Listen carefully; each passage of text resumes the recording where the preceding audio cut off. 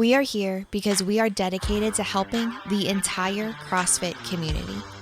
Determined to elevate coaches, box owners, athletes, and everything in between, we believe that this mission will begin right here, right now.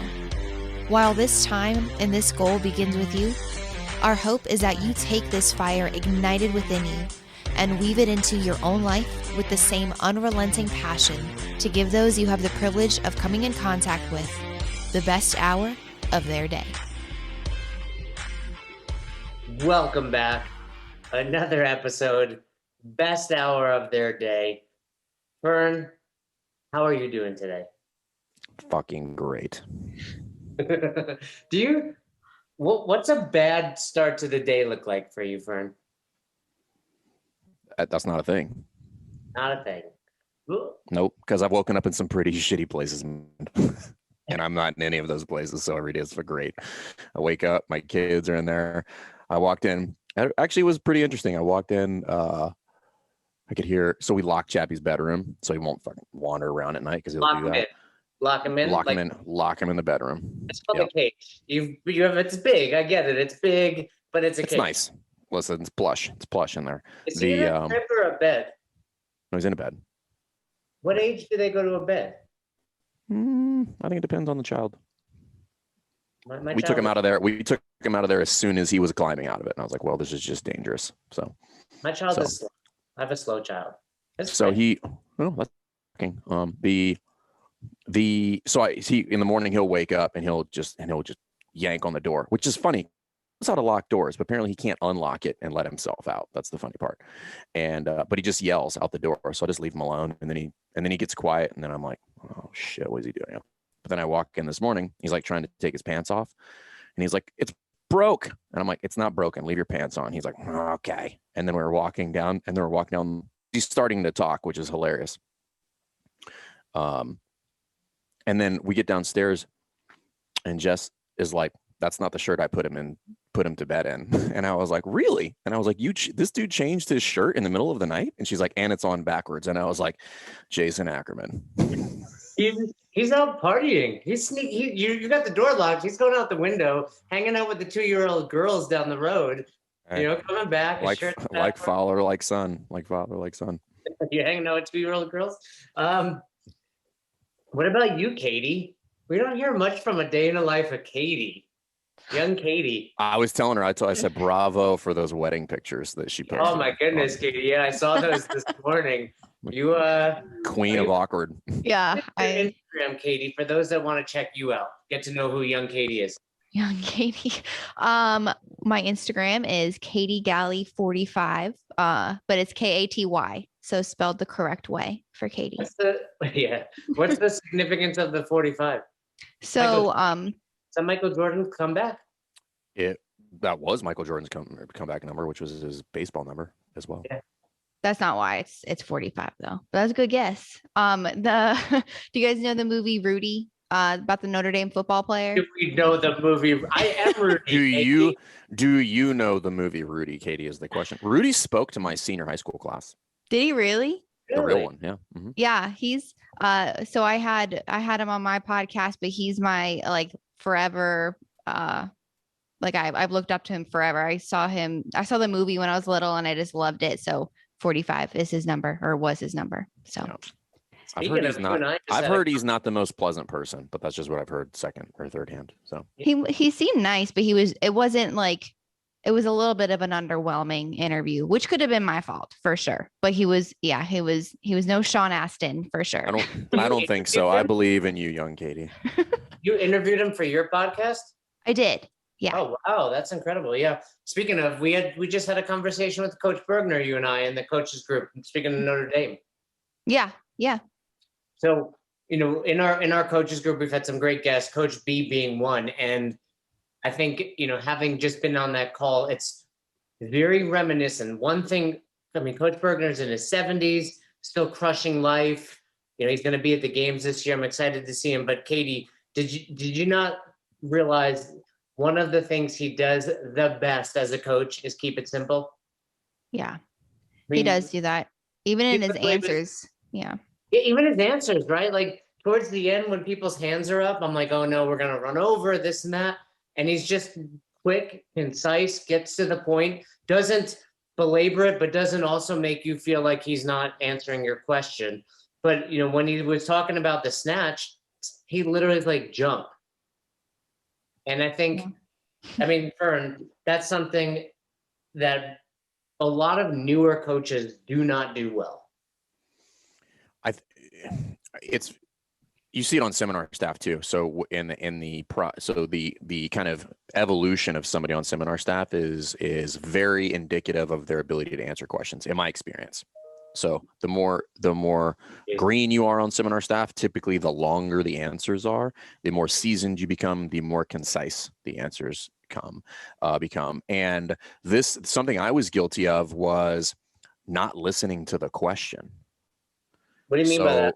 Meaning they start to talk and then I become a waiting to talker. So I'm starting to assume what they're asking. And then I go on to some weird tangent that addresses my random stream of thoughts rather than just answering the question that they asked. And it still happens occasionally, but I'm much more cognizant of it now, which is what are they asking? And then how do I answer that as specifically as possible? And typically that would lend itself to a much more brief answer than it would otherwise. That's interesting. And I think that's a worldwide phenomenon of, would you call it a waiting to talker? Oh yeah. I don't know. I got that from a book somewhere and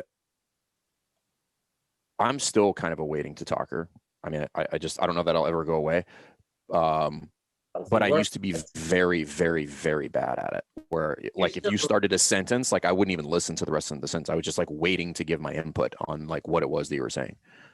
Are you laughing because he's doing it right now, Katie? No. but you asked me a question.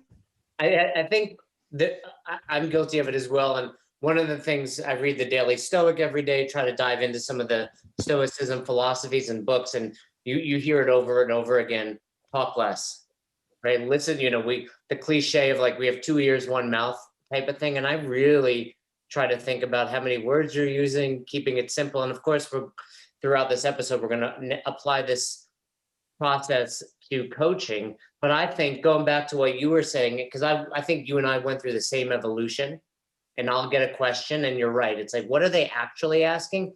But the fault is, I want you to know how much I know about what you're asking. That's where I was going to go with that. That's the old Boz, like, is the answer that you just gave for you or for them? Yeah.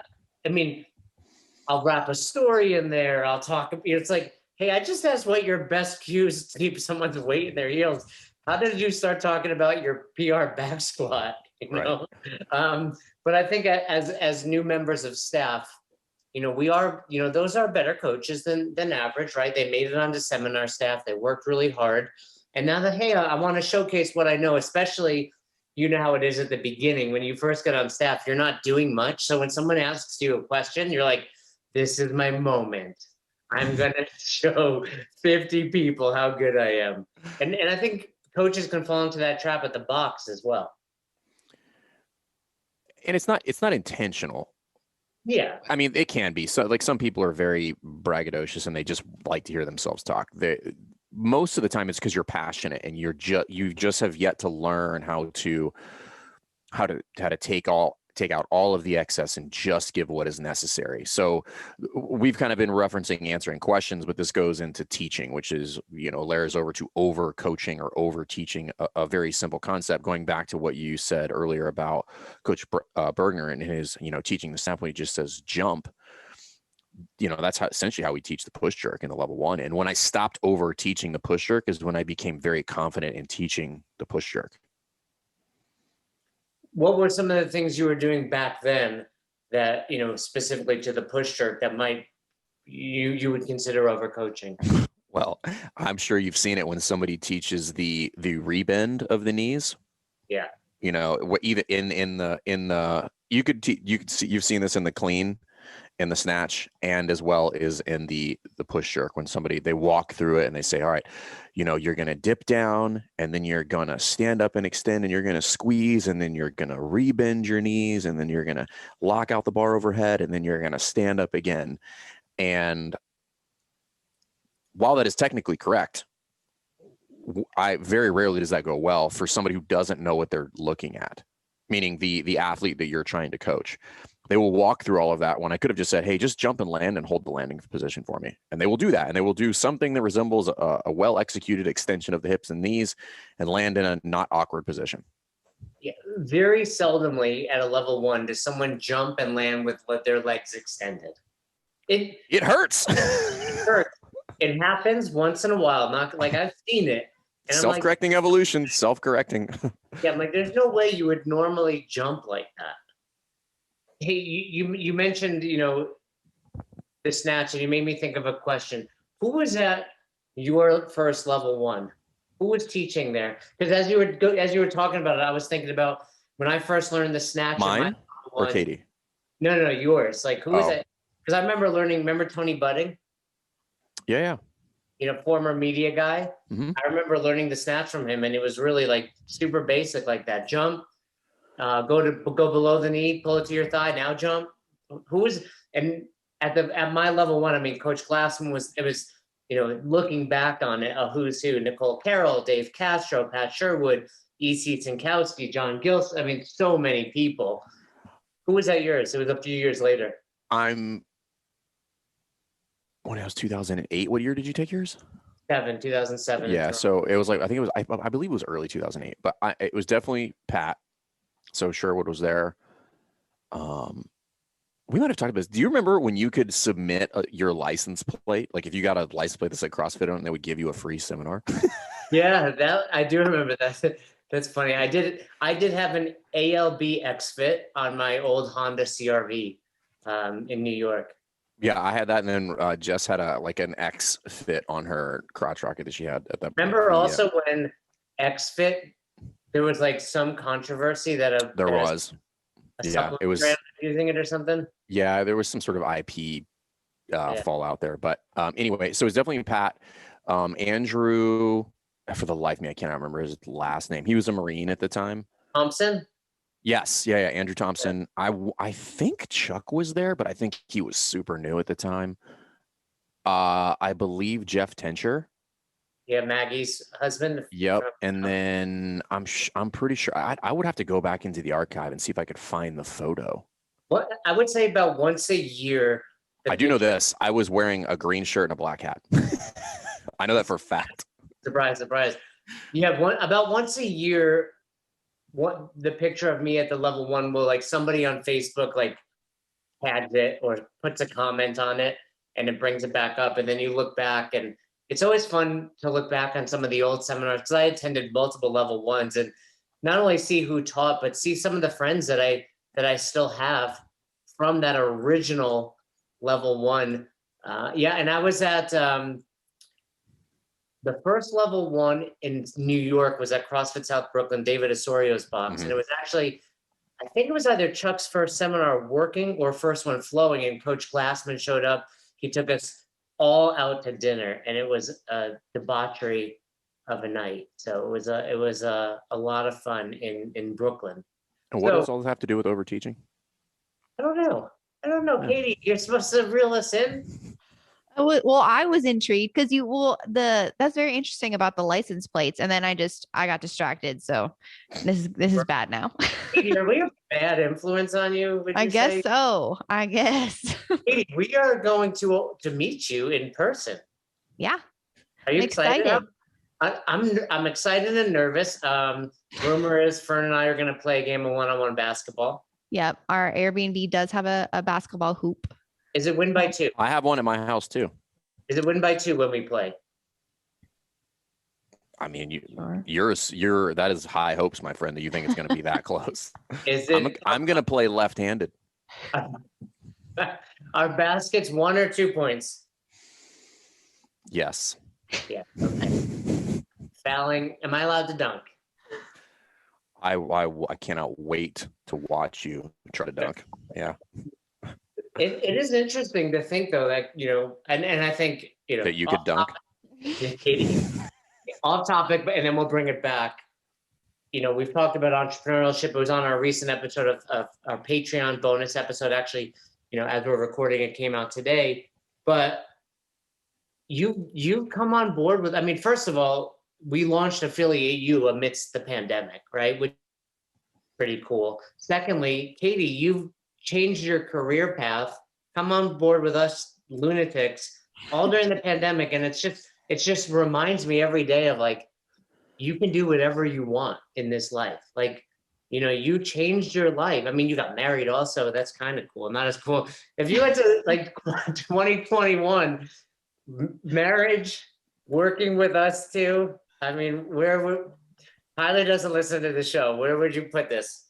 Both would be undergoing to Disneyland. That's what there it is. Yeah, Disney World is number one. Disney World. Are you a collector of any sort at Disney World, Katie, or do you just enjoy going? I've gotten down a rabbit hole of collectors recently on YouTube, especially wrestling action figures. So any listeners, if you have any wrestling action figures, hit me up. But I had a client years and years ago who collected the Disney pins. Do you do any of that? Oh, I've had pins in Disney pins. Like my dad used to get them for us, but I'm not big into collecting. I don't like things like having collectible things as much as I like just going and experiencing the trips. So yeah. I like that. I think that's what I like about you, Katie. So Fern, there's obviously this idea of keeping it simple, but let's dig into the opposite of that, over coaching. Mm-hmm. So this is something. It's a lack of ability to get my mind organized is really what that ends up being. So you watch somebody. So an example of that would be somebody who they walk out and they teach all of the points of performance in one shot for a movement. So let's pick the air squat, and they say, all right, guys, we're going to have our feet underneath our hips. We're going to start in a standing position. This is extension. And then from there, we're going to tighten up our belly, have some midline stabilization. You're going to keep your arms up. And then from there, we're going to keep our weight in our heels. And then we're going to send our hips back and down, having our knees track over the toes and make sure we get hip crease below the knee. And then we're going to stand back and get back to that position. I'm overwhelmed. All right, now you're going to go. And then it's just, which again is all correct. The inability or the lack of skill to layer on the teaching points is what has yet to develop yet, which just, it takes practice. Like everybody can do it, just takes practice. And that's how it usually starts. And we've talked about this before, I think, but the reason they're doing that is there's this desire to buffer or front load with information with the hopes that it will fix the problems that I'm worried that I'm going to see. That's an interesting point, right? And somebody recently asked in our coaches group, what do I do differently on the level 1 online? And it's not that I do anything differently, but one thing that you really have to do well is kind of simplify it and start with one point of performance at a time. I never thought about it from that perspective, which I think is true. Sometimes it's the same thing as like, I don't want to see this, right? You see that a lot. And that's a pet peeve of mine. I bring it up a lot, like coach in the positive. And going back to this, don't coach what you think is going to go wrong. Coach what you're seeing.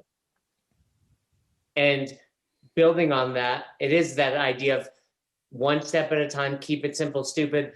But let's get a little nuancy on this. With the air squat, all things being equal, because sometimes I will adjust based on what I'm seeing. But if you were going into a group and you were about to teach the air squat, what order would you layer on the points of performance? Stance first. Stance always. Always first. I mean, Fern, I know I'm a level 4, you're only level 3, but stance is not a point of performance. No, it's not, but I do teach it first. You probably, so for level 3 who has legit credentials, stance is how you start the position, Jay. I realize that you would probably start with midline stabilization, but start with stance. And then I would probably, so from stance, I would go to midline stabilization probably, because I'm going to hit it on the front end just to get it out of the way, because that is an overarching theme throughout the entirety of the movement. So I'm just going to teach people what it is and how to do it, and then say, that's what we're doing. there's 4 other points of performance. You touch on those as well. Right. Or I just go- thought you were going to have something to say, which is rare that you don't. So I would love to keep going. So You're listening. You're doing Right. the listening thing. I get you. right. No, I was listening. I was waiting for you to go, and then you had nothing as usual. So Speaking of listening, let me interrupt. I have a bone to pick. Not with either of you, but with our listeners. All right. We have thousands of downloads, thousands of listens, if you will, to every episode. It's not a thing. Yes. We have 247 reviews on the podcast. I believe it's one of those. 244 of them are nose hole. The other 3 are my mom. So my mom bought 3 iPhones just so she can leave 3 reviews. So, but I think it's one of those scenarios where the in psychology. I mean, I have a master's in psych, so I've heard this numerous times. You guys maybe not, but there's this idea of like if you think someone else will do it, you might not do it. So, listeners, all of you need to do it. Pause this episode. Go to Apple. Maybe you listen on Spotify. Maybe you listen on iHeartRadio, like Jersey Tony. But go leave a review for us, please. I want to get to 1,000 reviews. That shouldn't be hard. We get By when? What's that, Katie? By when? 1,000 reviews by when? Yesterday I watched this happen. And I know it doesn't seem like a big deal, but that's what helps other people find the podcast. So if you found something useful from this podcast, share it. Don't have that scarcity mindset. Share it. Go leave us, even if it's just click the 5-star and you don't want to say anything, say something positive. Just you can refer to me as L4 Jason, L3 Jason, if you want to say something nice about Fern as well. I'm totally fine with that. I'm secure in my manhood. So going back to the air squat, I go ground up mostly. I typically go feet, stance, like you said, and then Interesting. We're at now. How the tides have turned. And then I go to heels. Typically, knees follow, line of action, depth, and I go last midline stabilization. Oftentimes, I find if I do all these other things right, the midline stabilization is happening. But with that being said, if I see someone, I'll say something, and you can't be so tied to your progression, if you will, because it really is just your version of the progression. You can't be so tied to it that you're not willing to make an audible. The reason I start with the midline stabilization, particularly in that setting, in the level 1 setting, is because it is, one of the 5 commons that we would teach that blanket all of the functional movements. But it's also one of the ones that can be slightly confusing, I guess. Like, I think everybody kind of conceptually knows like what that means, but like not everybody knows how to teach it or teach people to do it. So just to clear the air on that and be like, hey, and this, I stole this from the CrossFit Kids course, which is, they'll just tell the kids like, all right, pat your belly and growl like a bear. Right. And then do that. I learned that from Boss. Yeah. Right. So I'll teach them that because now that's just layered on top of everything, like just everything that we're gonna do. It doesn't matter whether we're squatting, we're pressing, whether we're doing the deadlift series, like that is what we're now doing moving forward. It's also a visual cue. So I'm trying to just give them something immediately, a little nugget. And then from there, I will follow through with the same kind of strategy, which is that you use, which is I'll just work my way from the floor up by joint. So I'll start with the feet, and then I'll go to the knees, and then I'll go to the hips, and then I'll kind of look at the shoulders from there. And the simplicity of it helps me stay on track, which is the plan. And that's what I preach in level 2 is just like, write the plan, stick to the plan, don't deviate from the plan, because the plan covers everything. And one thing often overlooked, especially in the squat when it comes to midline, and to be clear, if I don't start from the ground up, I do start with midline. Just depends on if something causes me to want to go that way. But I think oftentimes, especially with the air squat, we only look at flexion and we forget that there's this whole principle of overextension also, right, which is important to address, right? And that's where that pat yourself on the belly, etc., goes on. So I think that's great. So going back to overcoaching, yes, you can certainly front load the movements. Not successfully, in my opinion. No, I'm saying that's one way to overcoach. Oh yeah, that would be an example of overcoaching, right? So then front loading them. And then, so then you'll see somebody double down. So they'll front load it, and then they'll go into a set of reps, and they will give 3 things for people to concentrate on. You know, so like, hey, I want you to keep your belly tight, track, then have the knees track over the toes and keep the weight in the heels. And it's like, that's a lot. Like, it's a lot for most people who are already overthinking the movement as it is. And the tendency there is, again, you're trying to front load. I'm trying to make things magically disappear rather than just coach them. And this is the concept that we talked about this before, but there's a difference between teaching and coaching. Teaching is me talking, coaching is them doing, and then my seeing and correcting. That would be the very simplistic division between the two. So just give them less. Hey guys, for the next couple reps, all I want you to do, drive the heels down, make sure you have a little weight at the ball of your foot. That's it. I don't care if anything else goes wrong. And then the simplicity of that, rather than over teaching, then has carryover to what I focus on and leads to seeing, which then leads to correcting. And I want to touch on something that I mentioned earlier to be clear. The coaching and the negative. I think these kind of 2 things go hand in hand. It's like, focus on these 3 things, don't do X, Y, and Z. And for the listeners, what I mean by that is, let's go into the front squat. All right, I want to see your elbows up. What I don't want to see are your elbows here. I don't want to see your elbows there. I don't want to see your elbows here.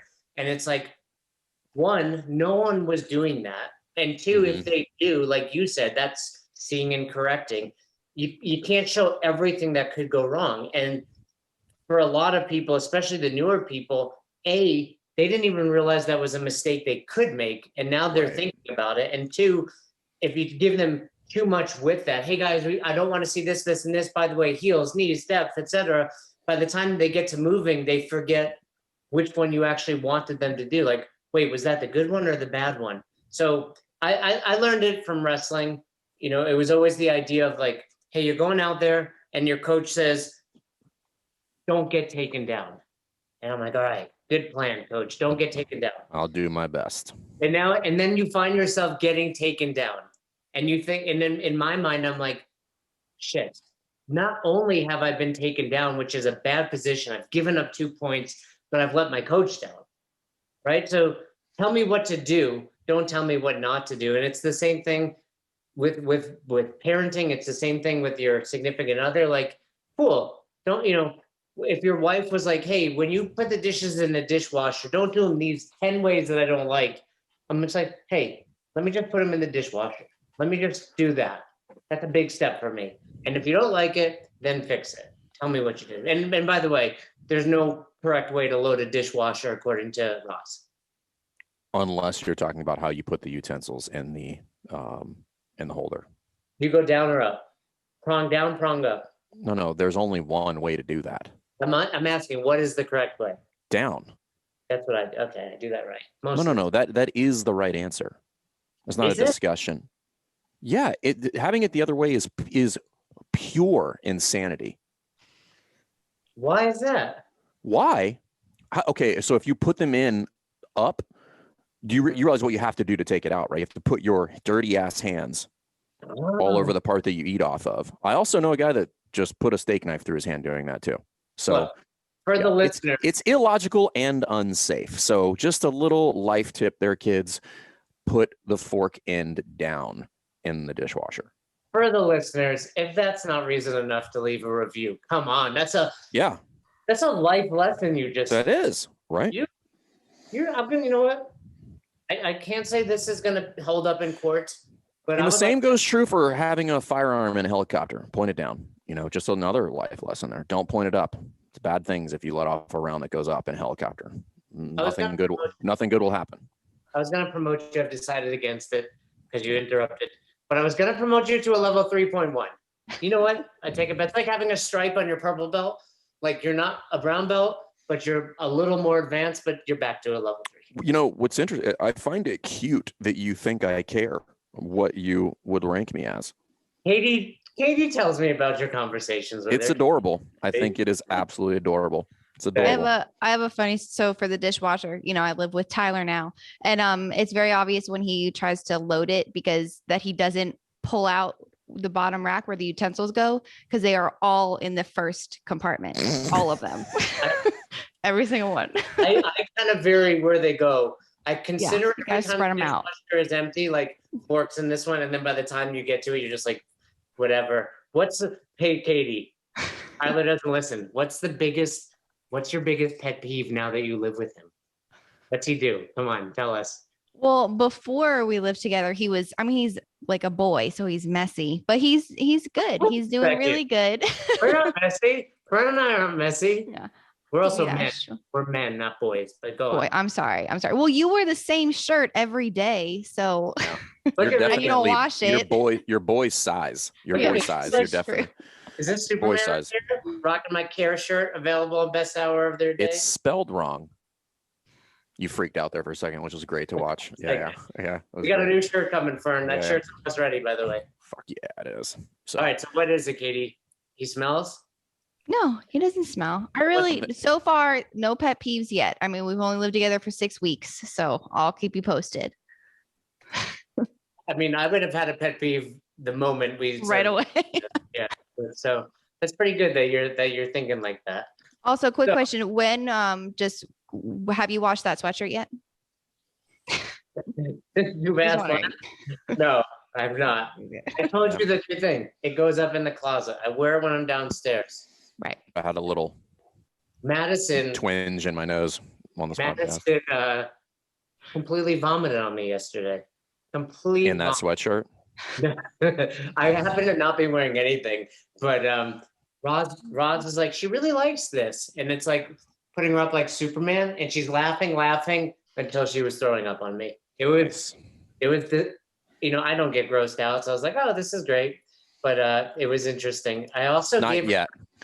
Right, because baby puke and poop is cute at this age. It's not cute when she's 2. I'll tell you that right now. But yeah, it was more like, it's like chunky white stuff that comes up. Like So anyway, let's go back into overcoaching. Katie derailed us as usual. Let's go back. So what are some of the things you see then? You bring up seminar staff, you bring up front loading a movement. Where else can we see overcoaching at the affiliate level?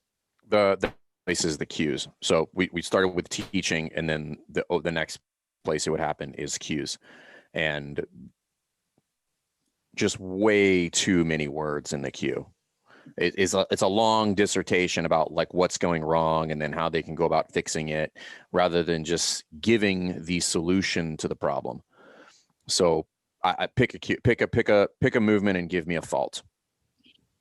All right, someone is doing the sumo deadlift high pull and they are pulling early.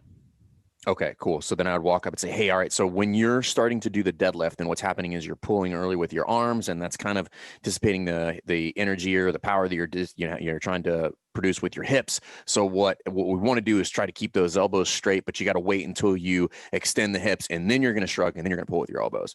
So that's about as real as it gets, because I've seen it a million times.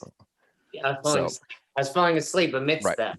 Right. So you're going to dive into a lot of those, but one quick thing to point out is like, if this is in the middle of my workout, you've essentially taken 10 seconds, which it doesn't seem like a lot, but I mean, it's 10 seconds where people are dying for scores and dying for points. Well, it's also incomprehensible at a heart rate of 160. Like I'm not going to retain anything that you just gave me in that scenario. Retaught. I think that's a good way to say it. It's like you retaught, you didn't. Right. You didn't correct. Yeah, you talked about a problem that was happening and the potential solution for that, instead of just giving the solution, which would be squeeze your butt with straight arms.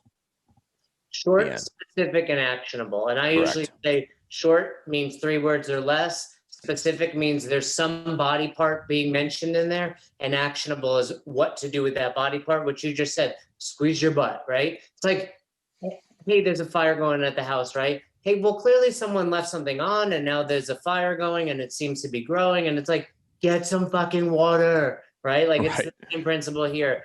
Like make it short, specific, and actionable. And a good cue should remind you of that whole thing you just said, but that happened during the teaching. Oh yeah, Fern did mention that I need to extend my hips all the way before setting off to that shrug and then ultimately pulling with the arms. Well, and understanding there's a It happens to everybody. So you deep dive in a topic. It honestly doesn't even matter what it is. And then you forget that many of these things are particularly in movement, are fairly intuitive, like squatting or deadlifting, which is, you don't really need to teach that much of it, which is different than there's a lot of things happening in the deadlift. But for the most part, I could get somebody into a deadlift position or just tell them to squat, and it would quasi resemble kind of what we're looking for. And then from there, I would start to figure out, okay, what am I going to address first? So if you want to drill to practice teaching simply, so I'll do this in the breakouts at the level 2, and I'll kind of wrap it up with this drill just to show people that they are more than capable of teaching in very simple terms and getting what they want out of it, which is I'll put them on a 30-second clock, and I'll say, you have 30 seconds to teach what you need to and get them moving into their first rep inside of 30 seconds. And there's a moment of panic in there when everybody freaks out and they don't know what to do. And then most of them do it in under 20. Because what's happened is if I put you on a time crunch, you're just like, okay, cool. This essentially comes down to, where do I put my hands? Where do my feet? And then what's the first action to make this thing happen? Because we forget that most people have a general concept of how to squat, how to pick something up off the floor, or how to put their hands over their head. It's not like it's foreign to them. We overcomplicate it by over teaching it rather than just getting them into something that resembles the movement and then tweaking the small parts that would need to be fixed. Yeah, and I would make the argument that, you kind of say most people, like there are people that will walk in that don't have an idea. Those people need it even more simple than those that have an idea. Right. If mom walks in and you start talking about everything, it's like, hey, sit to that chair. Cool. Stand back up. That's how simple it should be. And again, I think it goes back to, there's a quote out there. I believe it's like the curse of the novice coach, something like that. Katie, you gonna Google that real quick? Are you joking? Looking. No. I know there is, but right, I don't remember. I was gonna say I don't remember what the actual. Yeah, or if it directly applied to this, but I think it does. Katie, you want to read it? If you look at us using young Katie. Look at that. Who would have thought? I found an article called "The Novice's Curse." Yes. Yeah. So Coach Glassman. Yeah, Glassman wrote that I think he wrote it. Yeah. Found it. Hang on, let's see. Who would have thought 2 years ago we'd have young Katie here finding things online for us? That's incredible. I'm proud of us. Yes. Look at us. I'm shocked that our partnership has made. Are you going to read it? This is you're making me look bad. You want me to read the whole article? No. It exists. It exists. No, but there's a quote it's an article, and there's a quote in the article. The novice's curse is manifested as excessive adornment, silly, creative, weak fundamentals, and ultimately a marked lack of virtuosity and delayed mastery. Is that it? Yeah. Sarah Wilkinson used to have that by memory. She probably still does, and write it on the board at the conclusion of, I think it was usually at a level 2. Mm-hmm. Yeah, I mean, Coach Glassman speaking in big words as usual, but I think that is a lot of what we're saying. It is the curse of the novice coach to want to give you everything and not wanting to give you just what you need in that moment. Well, the secondary effect of that is you provide more opportunity for yourself to be incorrect. So when people start to overteach is when you see a lot of misuse of language or just complete incorrect statements, right? When people are doing that. So what I'll encourage people to do is like say less, and it is less opportunity for you to be wrong. That's right. true. Right. Like, who is it? Todd Widman was just saying, there's the statement. He just said it on one of the calls recently too. It's just like, it's like hear much, see much, learn. I can't remember what it is, but I remember when he said on the podcast, he's like, notice it doesn't say talk much. And I was like, it does. It does not say talk much. So talk less, and it will usually be simpler. It's like, again, this is all on the level 2, which is like, show, tell, do, check is like show them, tell them what we're doing, do it, check it. And that's just the rhythm that you're going to go through over and over and over and over. And you just do that for each of the points of performance. Think of it as don't pass, go. Don't go to the next one until you've covered the first one. And it's an Einstein quote. And I think, most of us remember it from Michael Scott on The Office, where he kind of says like, hey, pretend like you're teaching it to a 5-year-old. And, Einstein used to say, if you can't explain it to a kindergartner, you don't really know it. I'm saying it as if Einstein said that to me. He did not say that to me, but we've heard it. And I usually say, hey, explain it to me like I'm an 8-year-old, and then they will. And I'll be like, now do it like I'm a 5-year-old. And that's really what it should be. Well, that's one of the great things about the kids course, or just walking in and teaching kids, because you would never use any of that language. You just wouldn't do it. You would, kids would look at you like, what? And then would go back to throwing balls at each other. Like, they'd be like, whatever, dude, cool story. Get out of here. So keep it simple. Keep it simple. Anything else we should add to this concept of overcoaching? I think it comes from a lack of confidence. So, and usually you just need to see yourself. You need to do it one time so that you have confidence, like, oh, I actually don't need to over teach this. Like, they will do something relatively close to what I'm looking for if we just get to it. So next time you walk out on the floor, that should be your goal. Walk out on the floor and then get to it relatively quickly. If you're worried about like people getting injured, they should probably not be using heavy weight when you do this, or preferably a PVC pipe, and get to it. Get them in the position. And then from there, you're doing the real-time problem solving, which is what is wrong, and then what do I need to say to fix it? Yeah, and I would throw out there, we can actually advance this topic, because a lot of what we're referring to is coaching or teaching someone new. And I would take the same principle and apply it to your class, right? So I think a lot of times, and this is how you keep a class exciting and engaging for your more experienced members.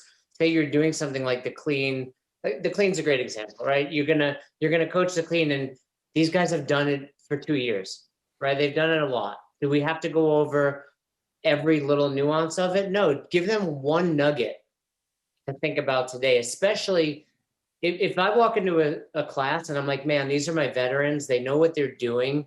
Today, let's talk about regripping the bar on the way down. Today, let's talk about catching it in a solid power clean position versus trying to just giving them one thing to think about versus everything, and making it unique, giving them, oh, wow, no coach has dug into that concept, or it's been a while and now all of a sudden they're moving better. And to me, nothing is more exciting. I remember, this is how exciting it was. This is probably 6 months ago now at the box here. We were cleaning, and it was a lightweight. I think I've talked about it on the show. It was light. And I just taught them, hey, so many of them, you see this a lot, like they bring the bar down and then they continue to lower it for a hang power clean, right? So it's like 75 or even 95 for men, even 135 for that matter. And it's like, they should just be quick cycled cleans, but instead they lower it to their, mid thigh, and then continue to lower it down and then slowly bring it back up again.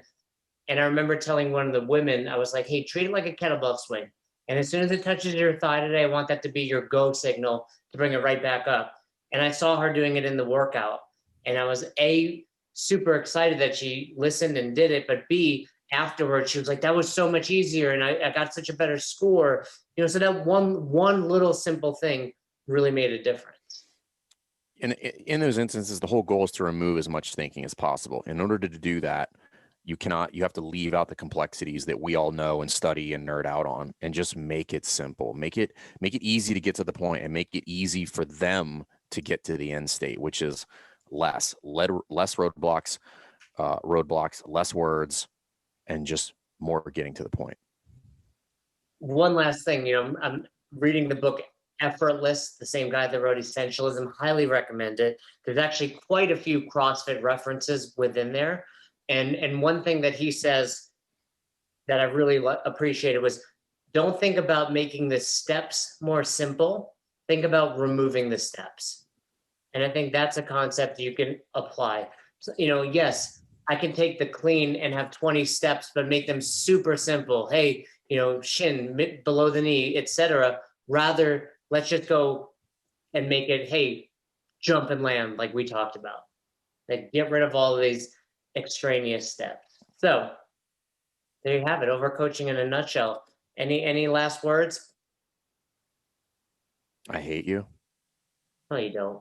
You love me. You're right. I You. don't. How excited? How excited are you? When was the last time I saw you? It was dropping in. It hasn't been long enough. It's been almost 2 years since we've been in person, and man, you and I are getting ready to judge at the CrossFit Games in a month or so. It's going to be crazy. We haven't seen some of these people in years. I got my man Dustin Virgil was texting me this morning. I love Dustin. I'm excited to see him. I'm just curious how you're going to deal with being out of your basement. I've been out in the world, I've been all over. I'm not going to lie. I've developed, I think I told you guys this. I've developed a touch of agoraphobia. Do you know what that is? Yeah, I'm not shocked about that at all. Yeah, I've got it. Like, it was like the other day, I forget even what I had to do, but I was like nervous the night before. It was like something simple, like go get groceries, and I was like, oh, I got to leave the house. Like, I don't want to. I'd rather just, be on the couch chilling. It was crazy. So I'm nervous. I actually yesterday wrote a whole list of what I need to pack for the trip. That's how long it's been. Like, I'm afraid of forgetting things like deodorant. You're like, I forgot how to pack. I forgot how to pack. That's how long it's right. been. Anyway. Well, I wish you the best, my friend. So you never miss an episode of the podcast, subscribe to our YouTube channel and on all major podcasting platforms at Best Hour of Their Day. Thank you so much for tuning in and for being a part of the best hour of our day. See you next time.